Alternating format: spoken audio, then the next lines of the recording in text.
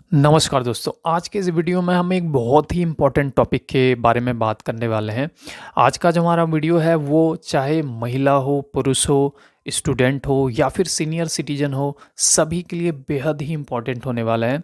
क्योंकि ये जो टॉपिक है सभी से जुड़ा हुआ है और सभी के लिए बहुत ही इम्पोर्टेंट है और सभी को जानना बेहद ही ज़रूरी है। बिकॉज़ आज के इस वीडियो में हम बात करने वाले हैं सीनियर सिटीज़न एक्ट 2007 के बहुत ही इम्पोर्टेंट जानकारी, महत्वपूर्ण अधिकारों के बारे में। मेरी रिक्वेस्ट होगी कि वीडियो को शुरू से अंत तक ज़रूर देखें, जिससे कि ये जो पूरी जानकारी है जो इस वीडियो के माध्यम से मैं आप तक पहुंचाना चाह रहा हूं, वो आपको बिल्कुल अच्छे तरीके से समझ में आ जाए और इसका आप भी अपने लाइफ में जो है यूज़ करके फ़ायदा उठा पाएँ, आप भी अपने अधिकारों को जान पाएँ और आप भी अपने प्रॉब्लम को सॉल्व करने में सक्षम बन पाएँ। अब बिना टाइम वेस्ट के जो हमारा मेन टॉपिक है उसके ऊपर हम बात करते हैं। तो सबसे पहली चीज़ देखिए, जैसे कि मैं आपको बताना चाहूँगा कि जो कानून की जानकारी है इसका होना बहुत ही ज़रूरी है। क्योंकि अगर आपको कानून की जानकारी नहीं होगी, आपको अपने अधिकारों के बारे में मालूमात नहीं होगी, तो दूसरे लोग आपको प्रताड़ित करते रहेंगे और आप प्रताड़ना सहते रहेंगे। और इसके लिए आप जो है ऐसी चीज़ों से लड़ने में, ऐसे प्रताड़ित करने वाले व्यक्तियों से लड़ने में अपने आप को सक्षम महसूस नहीं कर पाएँगे। आप अपने आप को असमर्थ महसूस करेंगे अगर आपको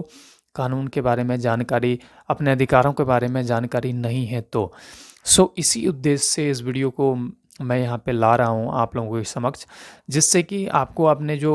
महत्वपूर्ण जो कानूनी जानकारी है, अधिकार है, उसके बारे में आपको पता चल पाए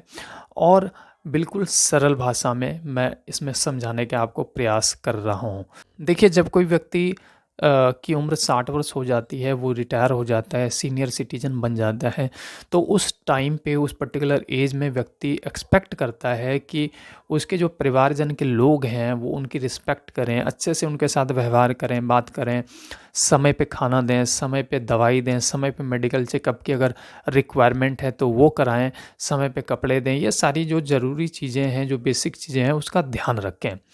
कोई भी सीनियर सिटीज़न एक्सपेक्ट यही करता है, क्योंकि पूरी ज़िंदगी वो अपने परिवार के लिए ही कमाता है, तो एट द एंड वो रिटायरमेंट के बाद ये सारी चीज़ें अपने परिवार से एक्सपेक्ट करता है, जो बिल्कुल ऑब्वियस सी बात है। लेकिन हमारे समाज में अधिकतर ये देखा जाता है कि जब कोई व्यक्ति 60 वर्ष का हो जाता है, रिटायर हो जाता है, तो उस उम्र में जब व्यक्ति अपने घर आता है, देन उसके बाद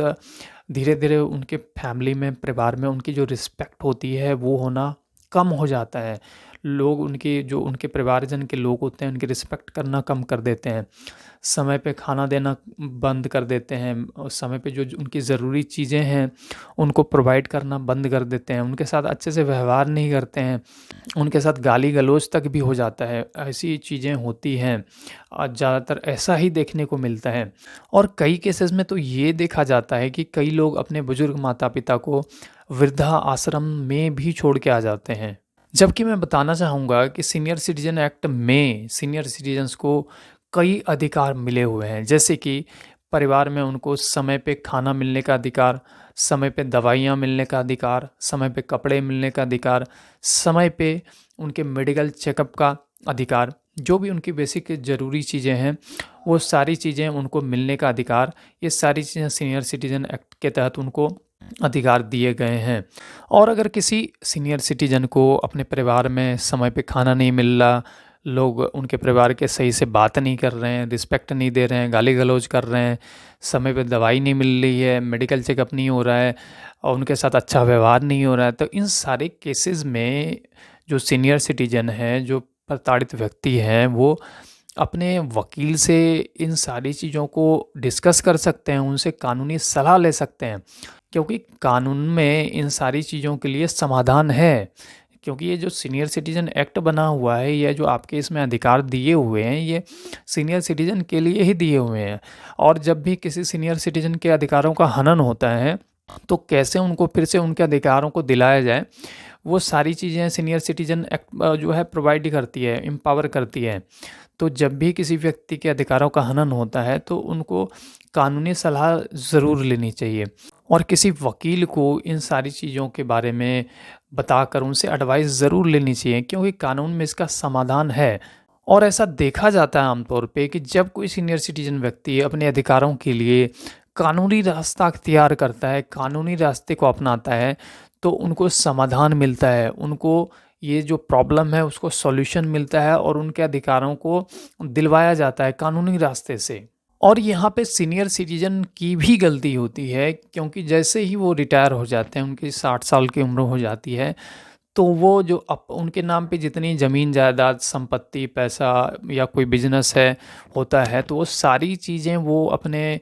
परिवारजनों के नाम कर देते हैं, अपने बेटों के नाम कर देते हैं और जब वही परिवारजन उनके साथ सही से व्यवहार नहीं करते हैं, समय पे उनको खाना-पीना नहीं देते हैं, रिस्पेक्ट से बात नहीं करते हैं, उनको बिल्कुल परिवार में नेग्लेक्ट कर दिया जाता है, तब उनको काफ़ी पछतावा होता है और काफ़ी उनकी जो लाइफ़ होती है वो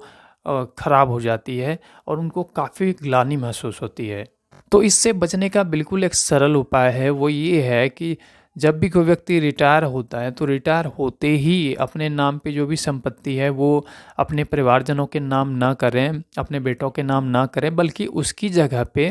एक वसीयत लिखवा लें। जब भी आप वसीयत लिखवाते हैं, देन वो सारी चीज़ें आपके हैंड में होती हैं। जो सारी संपत्तियाँ होती हैं, वो आपके हैंड में होती हैं क्योंकि वसीयत आप अपने अकॉर्डिंग लिखवा सकते हैं कि जब तक आप जीवित रहते हैं, तो जो आपके नाम पे संपत्तियाँ होती हैं, वो आपके नाम पे ही रहती हैं। जिससे कि परिवार में आपकी वैल्यू रहती है, परिवार के लोग आपको रिस्पेक्ट देते हैं और आपकी ज़िंदगी अच्छी खासी बीतती है, अच्छे से आप ज़िंदगी गुज़ारते हैं।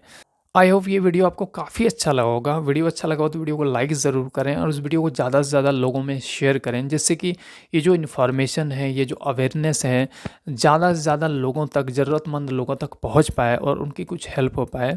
और हमारे इस यूट्यूब चैनल को सब्सक्राइब करके ज़रूर रख लें क्योंकि हम ऐसे यूज़फुल वीडियोज़ अपने इस यूट्यूब चैनल के माध्यम से हमेशा लाते हैं और लाते रहेंगे। सो वीडियो को एंड तक देखने के लिए आप सबका धन्यवाद।